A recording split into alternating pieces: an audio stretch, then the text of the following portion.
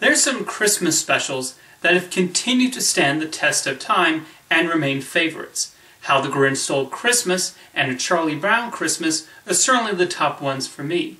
But there is a more recent special I think also deserves to sit alongside those annual staples.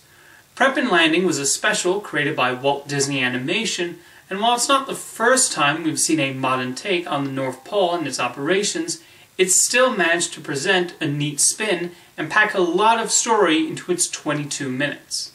Directed and written by Kevin Dieters and Stevie wermers-skelton, Prep and Landing puts the focus on the elf teams who have to prepare the individual houses for Santa's arrival.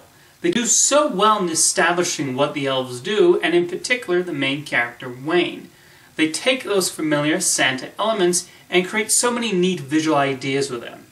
Because so much is shown visually and through the animation, the directors cut back on unnecessary exposition.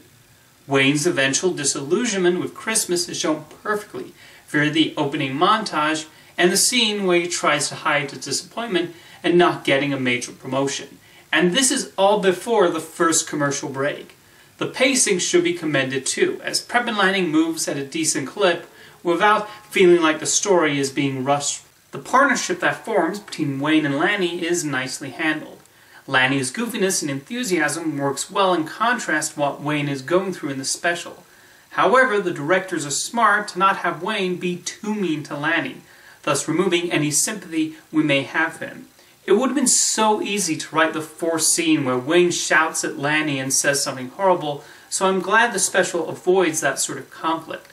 It's his Christmas spirit that he's lost, not his ability to work with others. The special ultimately ends on a good message on what Christmas is all about, but without becoming overly schmaltzy.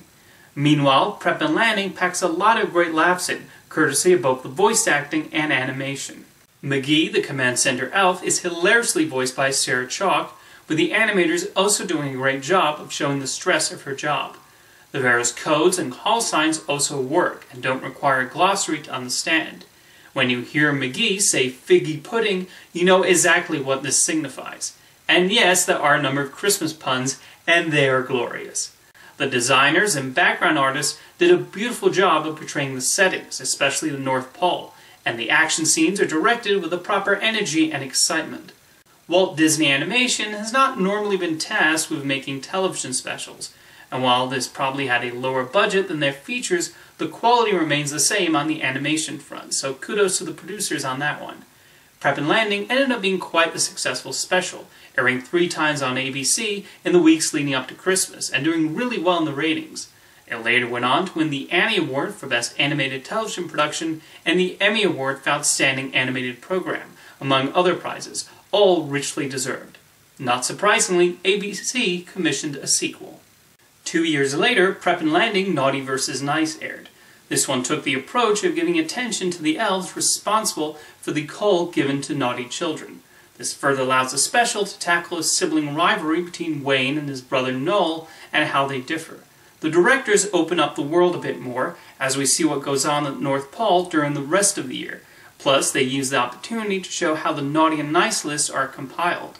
The focus on naughty children also creates some interesting questions. Who exactly deserves to go on the naughty list? What defines a naughty child? Like the first special, they pack a healthy amount of story into these 22 minutes, but without missing the heart and humor that made Prep and Landing so special. Neither special is afraid of showing Wayne's flaws and insecurities, and despite some of his actions, he never becomes an unlikable character. And Lanny serves as a great anchor for Wayne, helping him see the bigger picture. Both Prep and Landing Naughty vs. Nice have that warm-hearted, cozy feeling that makes them worthy Christmas specials. In between the 2 half-hour specials, Disney produced a short film titled Operation Secret Santa that aired in 2010. This short gave some additional development to the clauses while also allowing Wayne and Lanny to pull a fun, action-filled heist in Santa's office. Betty White provides the necessary warmness and the occasional humor as the voice of Mrs. Claus, and again the short ends on a touching note. Since Naughty vs. Nice, Disney and ABC seem to have put the Prep and Landing series on hold, which is a bit of a shame, as these are delightful and highly creative specials. However, you also don't want to run the risk of running the property into the ground with potentially underwhelming continuations.